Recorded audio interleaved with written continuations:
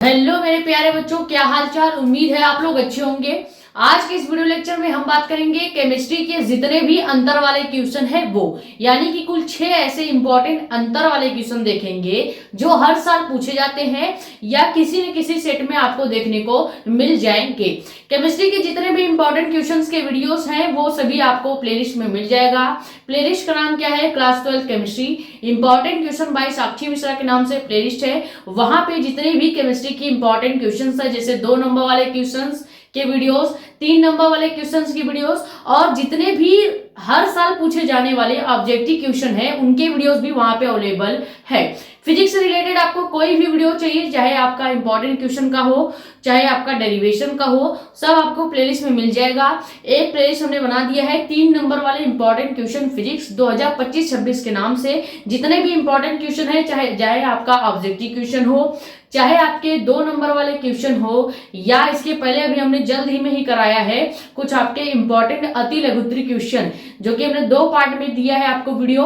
पहले पार्ट में हमने चैप्टर 1 से लेके 8 तक, यानी कि पार्ट 1 फिजिक्स पार्ट 1 के जितने भी most important very short question है वो हमने कवर करा दिया है। उसके बाद सेकंड वीडियो में हमने फिजिक्स पार्ट 2 का जितना भी इंपॉर्टेंट वेरी शॉर्ट क्वेश्चन है वो कवर कराया है। अब आज केमिस्ट्री का वीडियो हम आपको देंगे 6 अंतर का, जितने भी हम 6 इंपॉर्टेंट अंतर वाले जो क्वेश्चन है वो देखेंगे। और कल से आपको फिजिक्स की 2 नंबर वाले इंपॉर्टेंट क्वेश्चन जो है वो दिए जाएंगे और 2 वीडियो आपको दी जाएगी। पहले पूरे पार्ट 1 फिजिक्स का 2 नंबर वाला इंपॉर्टेंट क्वेश्चन कराया जाएगा, यानी चैप्टर नंबर 1 से लेके 8 तक। फिर पार्ट 2 फिजिक्स जो चैप्टर नंबर 9 से लेके 14 तक है उसका आपको 2 नंबर वाला इंपॉर्टेंट क्वेश्चन कराया जाएगा। सभी आपको वीडियोस कहां पे मिलेंगे? 3 नंबर वाले इंपॉर्टेंट क्वेश्चन फिजिक्स 2025-26 के नाम से प्लेलिस्ट है, वहां पे अवेलेबल है। डेरिवेशंस अगर आपको देखने हैं फिजिक्स के तो सबसे लास्ट में जो नीचे वाला प्लेलिस्ट है उसमें सभी डेरिवेशन 33 कुल डेरिवेशन हमने कराया हुआ है और 33 जो डेरिवेशन है आपको उसी प्लेलिस्ट में मिल जाएगा। ठीक है, तो डेरिवेशंस के नाम से वो प्लेलिस्ट है, वहां पे आपको मिल जाएगा। अब वीडियो स्टार्ट करने से पहले आपको बता दें, अगर आप हमारे चैनल पर नए हैं तो चैनल को सब्सक्राइब कर लें ताकि ऐसी इंपॉर्टेंट और इन्फॉर्मेटिव वीडियो आपके पास आती रहे। ज्यादा से ज्यादा वीडियो को कर देंगे शेयर ताकि और भी लोग जुड़ जाएं। अपने कमेंट्स या डाउट आप यहाँ पे, हमारा इंस्टाग्राम आईडी भी है मेडिको एस्पिरेंट साक्षी मिश्रा के नाम से, वहां पे पूछ सकते हैं। अब चूंकि केमिस्ट्री हमने सभी इंपॉर्टेंट क्वेश्चन आपको दे दिया है, 2 ऑब्जेक्टिव क्वेश्चन के वीडियो दे दिए हैं, 2 वेरी शॉर्ट क्वेश्चन या कह सकते हैं 2 नंबर वाले क्वेश्चंस के वीडियो दे दिए हैं और 2 आपको 3 नंबर वाले क्वेश्चंस के वीडियो दे दिए हैं। और साथ ही साथ हमने पूरा चैप्टर 1 से लेके 10 तक टॉपिक वाइज भी आपको पढ़ा दिया है, यानी केमिस्ट्री हमारी तरफ से पूरा कंप्लीट हो चुका है। बस ये जो कुछ इंपॉर्टेंट अंतर वाले क्वेश्चन रह गए थे वो आज हम कवर करा देंगे। तो पहला क्वेश्चन आपका क्या है कि वैद्युत अपघटनी सेल तथा गैल्वेनिक सेल में अंतर लिखिए।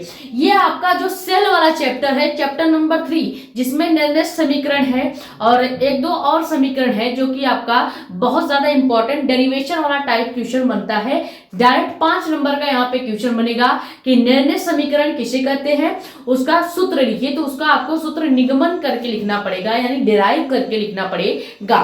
तो पहला जो यहाँ पे अंतर वाला क्वेश्चन है वो क्या है कि वैद्युत अपघटनी सेल क्या होता है और गैल्वेनिक सेल जो होता है, इन दोनों में अंतर या डिफरेंस क्या है। बहुत ज्यादा पूछा जाने वाला थ्योरी वाला क्वेश्चन है।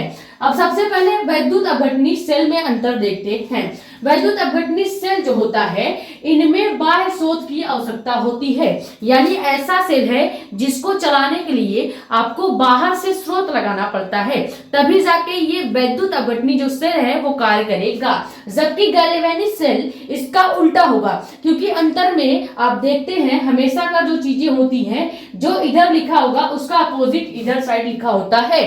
ठीक वैसे ही वैद्युत अपघटनी सेल और गैल्वेनिक सेल में भी है। जैसे वैद्युत अपघटनी सेल में इसको चलाने के लिए किसी स्रोत कह सकते हैं कि किसी स्रोत की आवश्यकता होती है, लेकिन जो गैल्वेनिक सेल होती है इसको किसी भी बाह्य स्रोत की आवश्यकता नहीं होती है। समझ में आ गया? सेकंड पॉइंट क्या है वैद्युत अपघटनी सेल का कि यह वैद्युत ऊर्जा को रासायनिक ऊर्जा में कन्वर्ट करता है। अब देखो नाम से ही क्लियर है, वैद्युत अपघटनी सेल।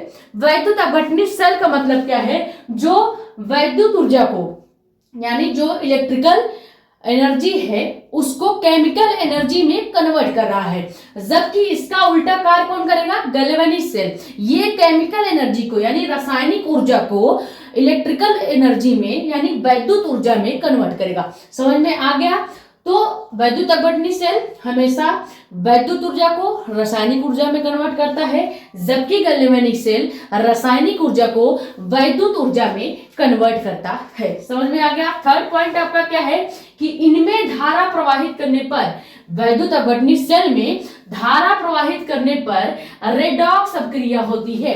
और रेडॉक्स अभिक्रिया क्या होती है आपको पता होना चाहिए। वेरी शॉर्ट क्वेश्चन में ये भी आ सकता है कि रेडॉक्स अभिक्रिया क्या होती है, तो आप लिख दीजिएगा ऐसी अभिक्रिया जिसमें ऑक्सीकरण और अपचयन दोनों घटना एक साथ होती है, वह अभिक्रिया क्या कहलाती है, रेडॉक्स अभिक्रिया कहलाती है। जिसमें ऑक्सीकरण और अपचयन दोनों अभिक्रियाएं हो वह अभिक्रिया रेडॉक्स अभिक्रिया कहलाती है। अब ध्यान से देखिएगा, अब अंतर क्या है। वैद्युत अपघटनी जो सेल है इसमें धारा जब आप देंगे, जब आप इसको कोई धारा देंगे, कोई इलेक्ट्रिक चार्ज देंगे, तब जाके इसमें रेडॉक्स अभिक्रिया होगी। जबकि जो गैल्वेनिक सेल है इसमें कोई चार्ज, कोई धारा आपको प्रोवाइड नहीं करनी पड़ती, इसमें अपने आप ही, इसमें स्वतः ही रेडॉक्स अभिक्रिया होती है। समझ में आ गया। गैल्वेनिक सेल और वैद्युत अपघटनी सेल में ये बहुत इंपॉर्टेंट अंतर है कि गैल्वेनिक सेल में अपने आप ही रेडॉक्स अभिक्रिया होती है, बिना कोई धारा प्रवाह करे या बिना कोई इलेक्ट्रिक करंट दिए, जबकि जो वैद्युत अपघटनी सेल होता है इसमें आपको धारा प्रवाहित करना पड़ता है। समझ में आ गया।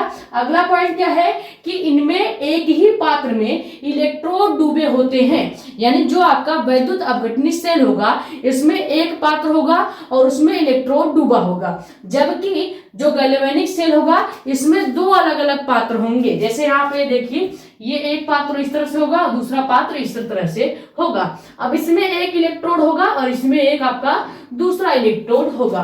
ठीक है, तो गैल्वेनिक सेल में दो अलग अलग पात्र होंगे जिसमें अलग अलग इलेक्ट्रोड्स डूबे होते हैं। इलेक्ट्रोड क्या होता है, तो ये आपका एक छड़ होता है जो कि हमेशा आयन या लवण के बने हुए छड़ होते हैं। समझ में आ गया। और यहाँ पे जो आपका वैद्युत अपघटनी सेल है इसमें एक पात्र होगा और इसमें एक ही पात्र में दोनों छड़ डूबे होंगे। ये आपका मेन डिफरेंस है। उसके बाद आखिरी अंतर क्या है कि इसमें लवण सेतु की आवश्यकता होती है। जो वैद्युत अपघटनी सेल है इसमें लवण सेतु की आवश्यकता होगी, जबकि गैल्वेनिक सेल में लवण सेतु की आवश्यकता, एक मिनट, यहाँ पे वैद्युत अपघटनी सेल में लवण सेतु की आवश्यकता नहीं होगी। ये पॉइंट इंपॉर्टेंट है। यहाँ पे अभी हमने होगी बोल दिया था, लेकिन यहाँ पे नहीं होगी।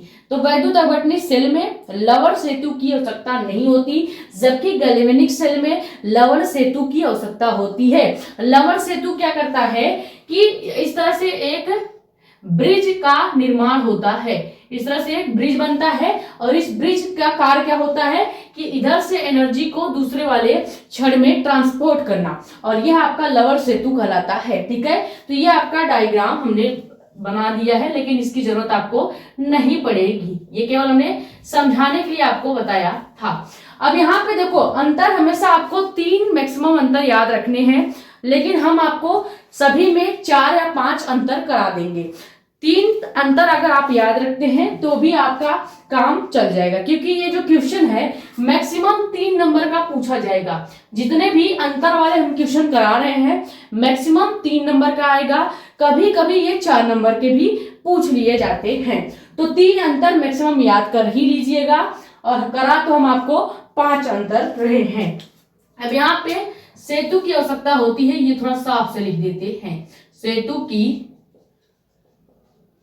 आवश्यकता नहीं होती है। समझ में आ गया। ये स्क्रीनशॉट कर लीजिए। फिर सेकंड क्वेश्चन देखते हैं, और ये बहुत ज्यादा इंपॉर्टेंट है, हर साल पूछा जाता है।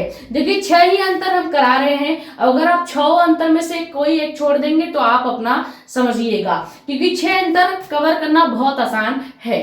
एक बार सभी नोट कर लीजिएगा, उसके बाद रिवीजन कर लीजिएगा, याद हो जाएगा।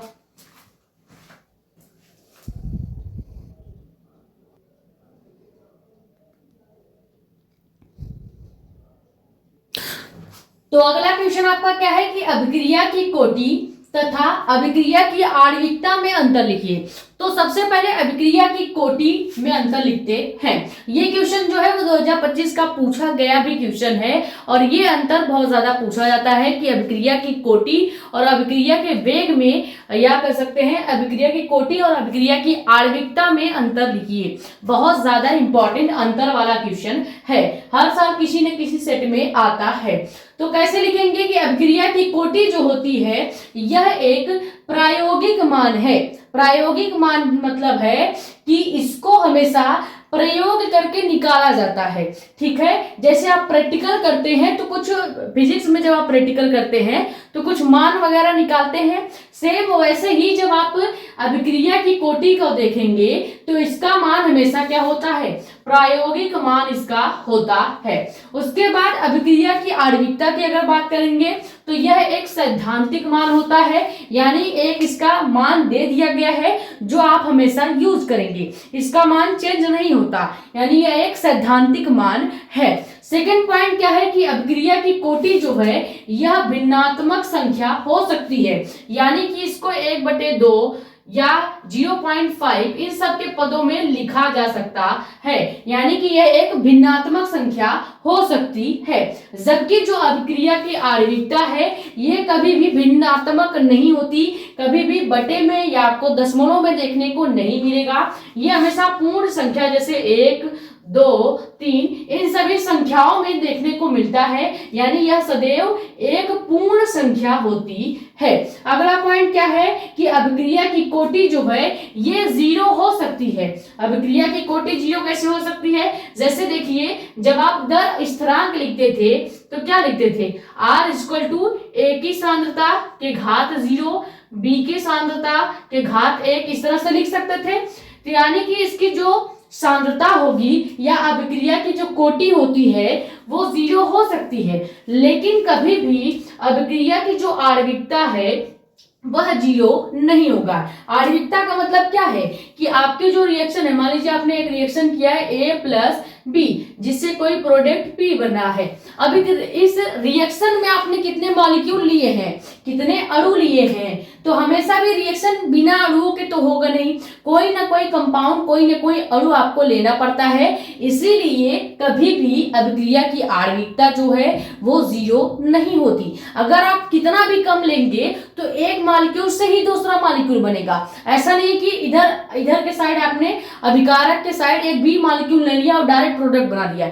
यानी कि आप कोई सामान कैसे बनाएंगे, जब आप दूसरा कोई 2 सामान या एक सामान मिलाएंगे तो ही तो नया चीज बनाएंगे ना, वैसे ही 2 अणु को मिलाएंगे तो ही प्रोडक्ट बनेगा, या एक अणु को मिलाएंगे तो ही दूसरा प्रोडक्ट बना पाएंगे। तो अणु जितने भी होंगे उतना ही उस अभिक्रिया की आणविकता होगी। जैसे इधर देखिए अभिकारक की, जो यहाँ पे अभिकारक में देखिए ये आपका इधर जो है इसको क्या पढ़ते हैं, अभिकारक पढ़ते हैं, जिससे कोई प्रोडक्ट P बनता है।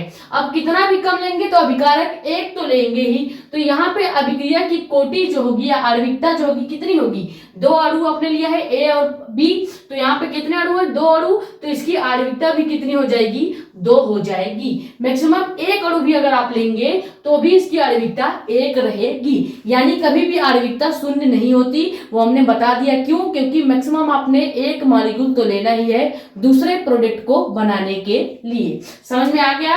और उसके बाद अगला पॉइंट आपका क्या है कि अभिक्रिया की जो कोटि है उन अणुओं की संख्या है जिनकी सांद्रता वेग को निर्धारित करती है।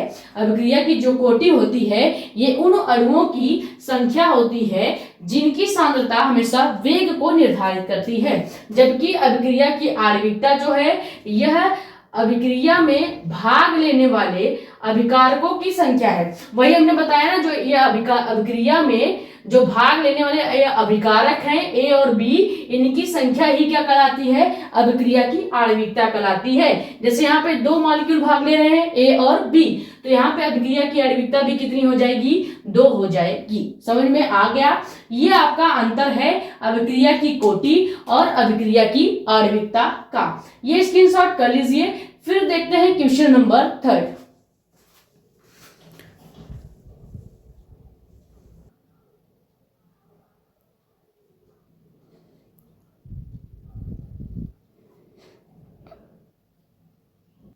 अगला क्वेश्चन आपका क्या है कि द्विक लवण तथा संकुल लवण में अंतर लिखिए। यानी द्विक लवण क्या है और संकुल लवण क्या है, दोनों में डिफरेंस आपको लिखना है। ये 2025 में आया हुआ क्वेश्चन भी है और मोस्ट इंपॉर्टेंट आपका अंतर वाला क्वेश्चन है। सबसे पहले द्विक लवण का एग्जाम्पल क्या होता है, जैसे फिटकरी हो गया और मोहर लवण, ये दोनों आपके द्विक लवण होते हैं जो हमेशा सरल संरचना के पाए जाते हैं। यानी इनके जो मॉलिक्यूल होंगे वो पूरी तरह से जल में घुल के अपना जो अस्तित्व होता है उसको खो देते हैं। जबकि जो आपका संकुल लवण होंगे इनकी संरचना जटिल होगी और ये जल में पूरी तरह से घुलेंगे भी नहीं।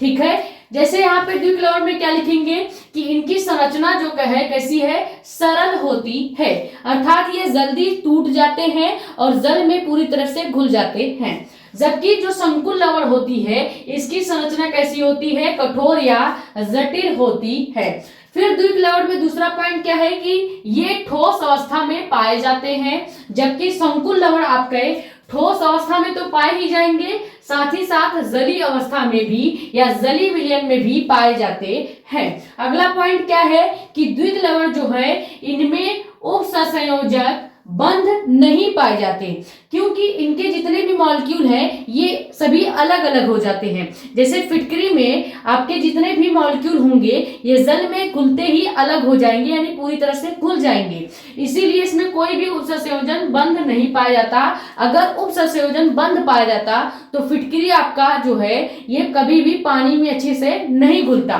क्योंकि ये जो बंध होता है इसका कार्य होता है कि मॉलिक्यूल को पूरी तरह से टूटने से बचाना।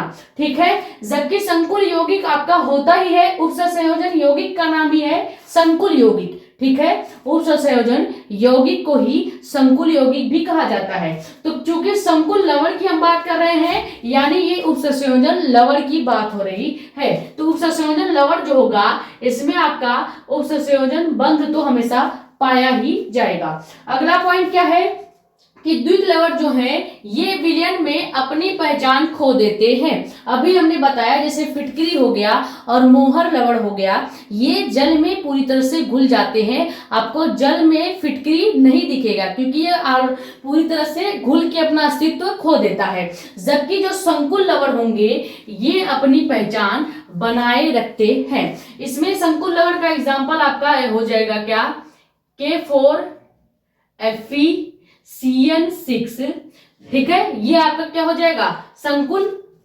लवण हो जाएगा। और ये कभी भी पूरी तरह से टूटता नहीं है, जिस वजह से ये पानी में भी नहीं घुलता है। और इसमें एग्जाम्पल में आप ले सकते हैं क्या, फिटकरी और मोहर लवण। ठीक है, वैसे एग्जाम्पल लिखने की जरूरत नहीं पड़ेगी क्योंकि हम अंतर देख रहे हैं, लेकिन आपके जानकारी के लिए हम यहाँ पे लिख देते हैं कि द्विक लवण का एग्जाम्पल क्या है और उसके बाद संकुल लवण का एग्जाम्पल क्या है। ये स्क्रीनशॉट कर ले। फिर क्वेश्चन नंबर 4 देखते हैं।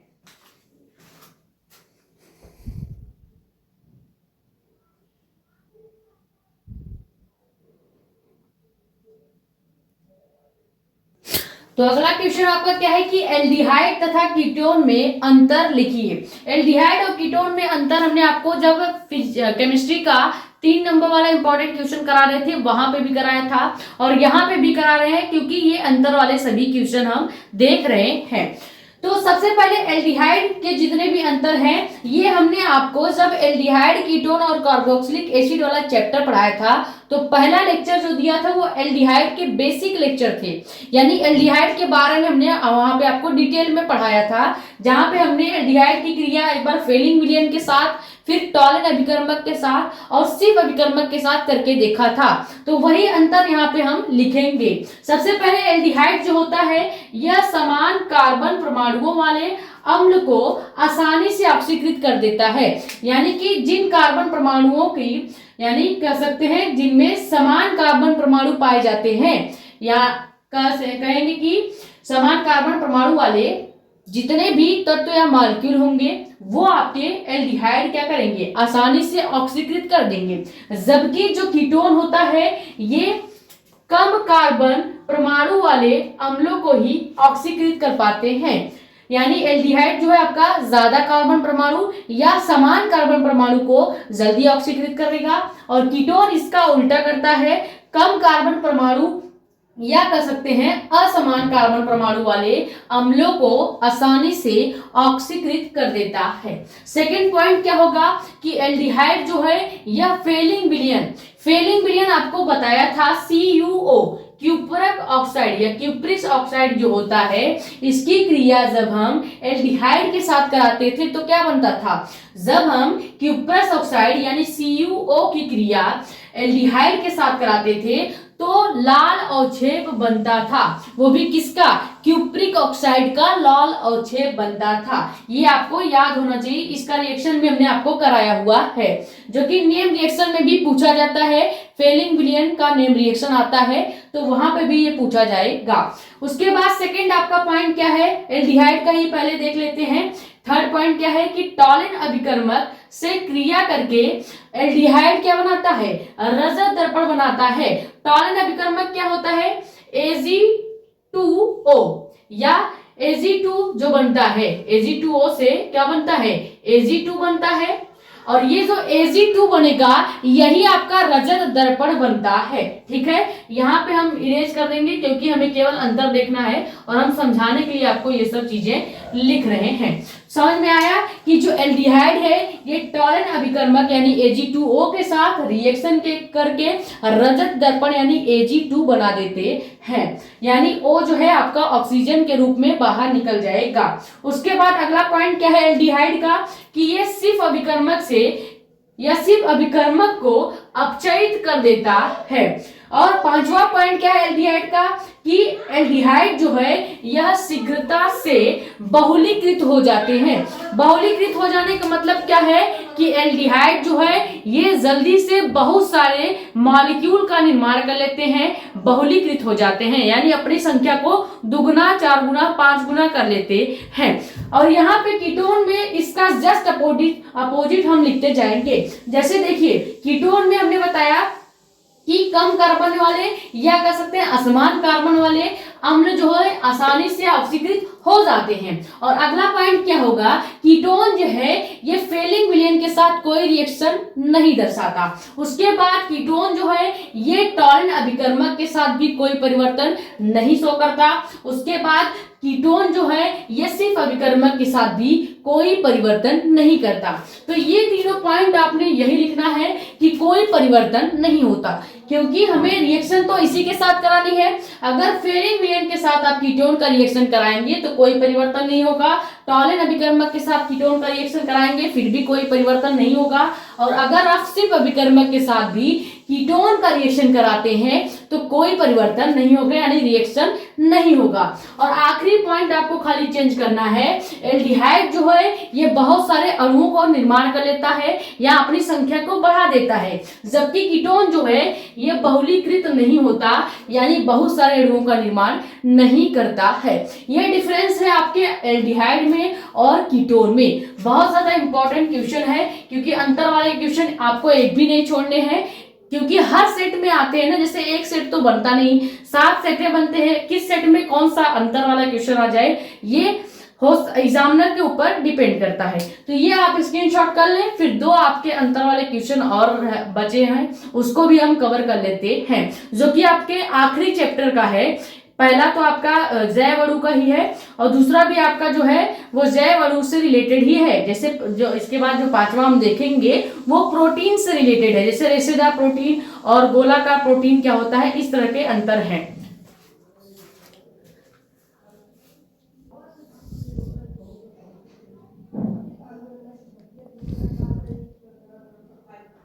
तो 5वां क्वेश्चन आपका क्या है कि रेशेदार प्रोटीन और गोलाकार प्रोटीन में क्या डिफरेंस होता है, क्या अंतर होता है, ये आप बताएं।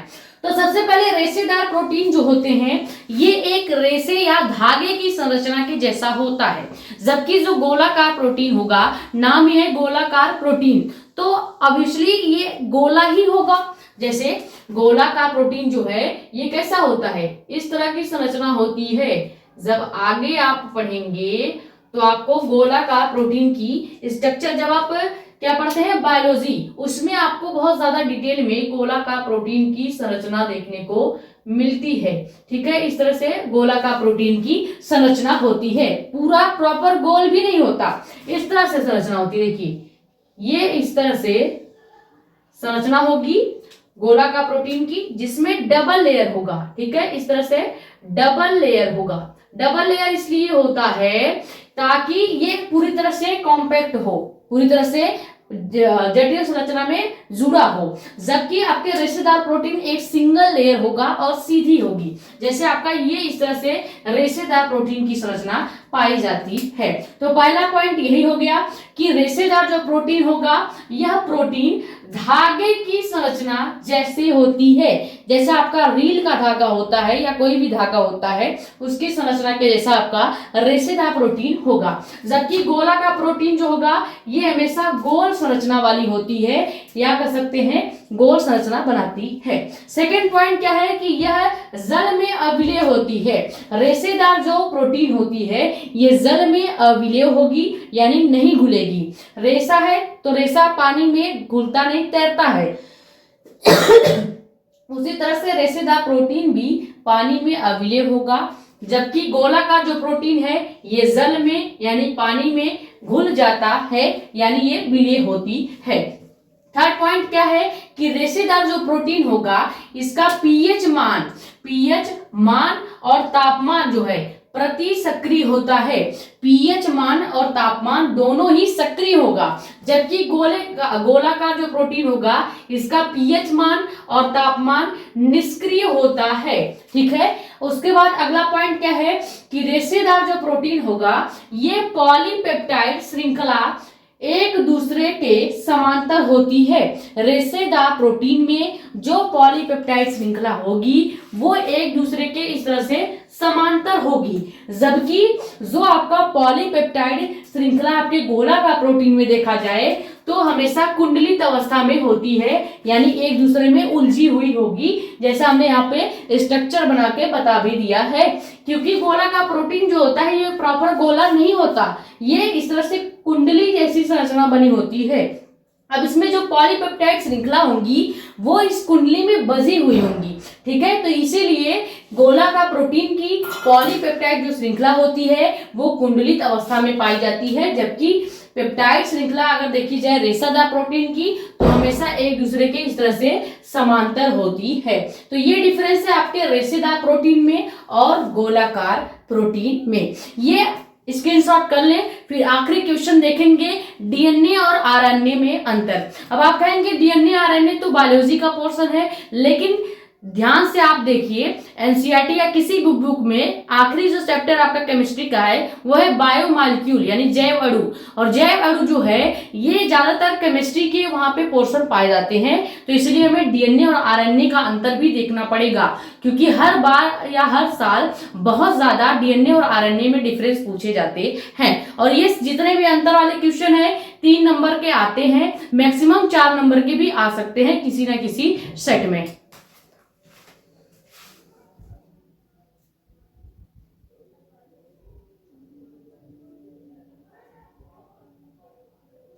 तो अगला क्वेश्चन आपका क्या है, डीएनए तथा आरएनए में अंतर या डिफरेंस लिखिए।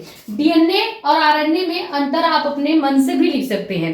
देखो, डीएनए को क्या कहते हैं, डीऑक्सीराइबोन्यूक्लिक एसिड, यानी इसमें जो शर्करा पाई जाएगी वो क्या पाई जाएगी, डीऑक्सी शर्करा पाई जाएगी। जबकि जो आरएनए है, इसको क्या कहते हैं, राइबोज न्यूक्लिक एसिड। आपको अगर याद ना हो तो आप लिख सकते हैं राइबोन्यूक्लिक एसिड आरएनए और डीऑक्सी राइबोन्यूक्लिक एसिड डीएनए होता है। अब अगर डीएनए में देखा जाए डिफरेंस क्या होगा, तो यह मुख्य रूप से केंद्रक में पाए जाते हैं। डीएनए कहीं ऐसे खुला या घूमता हुआ आपको नहीं मिलेगा, ये हमेशा एक केंद्रक में पाया जाता है। ये जो केंद्रक या न्यूक्लियस है, इसके अंदर इस तरह से डीएनए डबल हेलिक्स स्ट्रक्चर में या कह सकते हैं द्विकुंडलिक संरचना में पाई जाती है। उसके बाद आरएनए में देखा जाए तो यह मुख्य रूप से कोशिका द्रव्य में यानी साइटोप्लाज्म में पाया जाता है, जबकि डीएनए आपका केंद्रक में यानी न्यूक्लियस में। साइटोप्लाज्म देखिए, अब ये जो केंद्रक है, इस केंद्रक के आसपास के जितने भी आपको इलाका यहाँ पे दिख रहा है, ये सब क्या है, ये आपका साइटोप्लाज्म होता है। जैसे ये आपका इस पेन का कैप है, तो कैप को आप न्यूक्लियस मान लीजिए, और इस कैप के बाहर का जो ये जितना भी इलाका है, इसको आप साइटोप्लाज्म मान लीजिए। ठीक है, साइटोप्लाज्म मान लीजिए। तो यानी बाहर क्या घूम रहा है, आरएनए, और कैप के अंदर क्या घूम रहा है, डीएनए। ठीक है, समझ में आ गया। ये आपका न्यूक्लियस हो गया, और न्यूक्लियस के बाहर जो साइटोप्लाज्म है उसमें आपका, या जो कोशिका द्रव्य जिसको साइटोप्लाज्म कहते हैं, इसमें आपका आरएनए पाया जाता है। सेकंड पॉइंट क्या है कि डीएनए जो है, ये पहली बात तो 2 पॉलीन्यूक्लियोटाइड के बने होते हैं। जैसा कि हमने